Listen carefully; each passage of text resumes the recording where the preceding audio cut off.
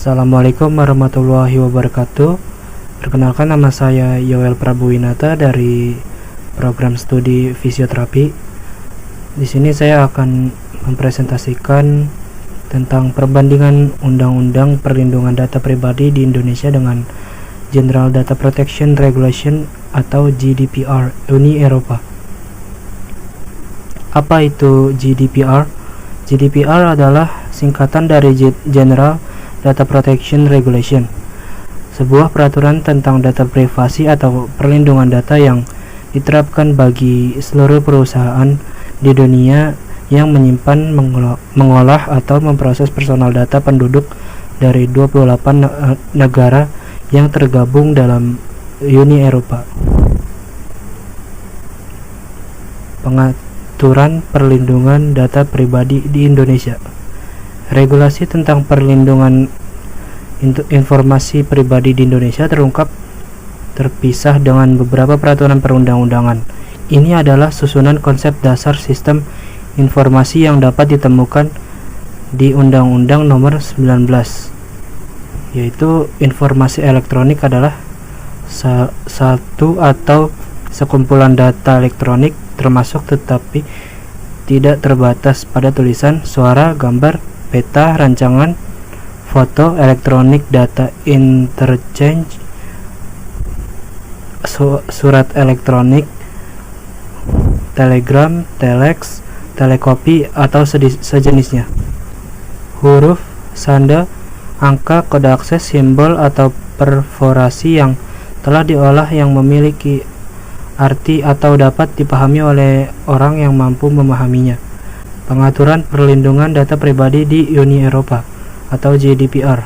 GDPR atau General Data Protection Regulation adalah regulasi di Uni Eropa untuk melindungi data pribadi warganya dari penyalahgunaan data yang dilakukan oleh perusahaan-perusahaan baik yang berada di Uni Eropa maupun perusahaan asing yang menggunakan data dari warga Uni Eropa. Karenanya, aturan ini berlaku secara universal baik bagi perusahaan Uni Eropa maupun perusahaan asing selama mereka melakukan pengambilan dan pengelolaan data dari masyarakat Uni Eropa. Data yang dikontrol dalam peraturan GDPR yaitu: pertama, informasi dasar seperti nama, alamat, dan nomor ID. Kedua, data web seperti lokasi, alamat IP, cookie, dan RFID. Yang ketiga, data kesehatan dan genetik.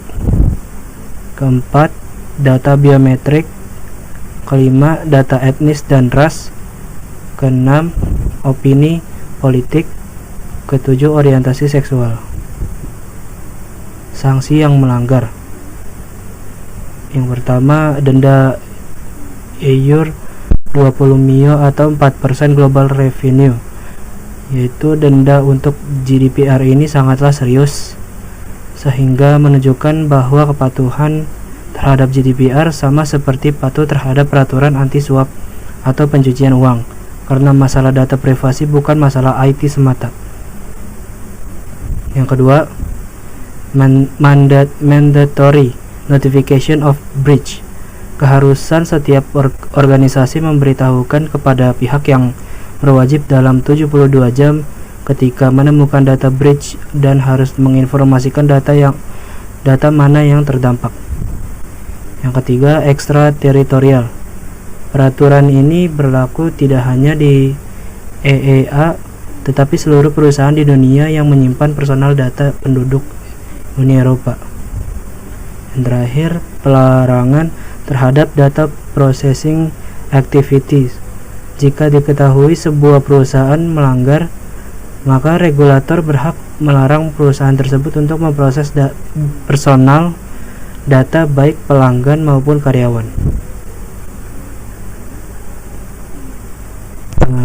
Sekian dari saya.